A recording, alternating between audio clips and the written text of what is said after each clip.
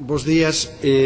Estamos no acto de presentación do cartel gañador do concurso da Festa do Marisco ano 2011 e hoxe pois estamos con a gañadora Silvia López, que nos acompaña, gañadora do concurso deste ano dos cartéis, que, como sabedes, o Consello Sectorial de Turismo pois elixeu entre 22 propostas elixeu o cartel diseñado por Silvia López e que contempla algunha novedad que eu creo que é o que nos chamou a todos a atención e que despois Silvia terá ocasión de explicarnos.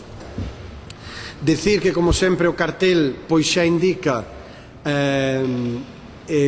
con este acto de presentación do cartel do ano 2011 xa empeza a promoción da Festa do Marisco na súa edición 48, que vai ser a de 2011, que vai a ser desde o 30 de setembro hasta o 12 de outubro e que desde logo xa poñemos en marcha, incluso antes de que remate esta edición 47, ponemos en marcha a promoción da Festa do Marisco 2011. E a partir de hoxe xa está disponible para todos aqueles que o queiran o cartel gañador deste ano e que temos aquí pois exposto nas nosas espaldas e tamén aquí diante.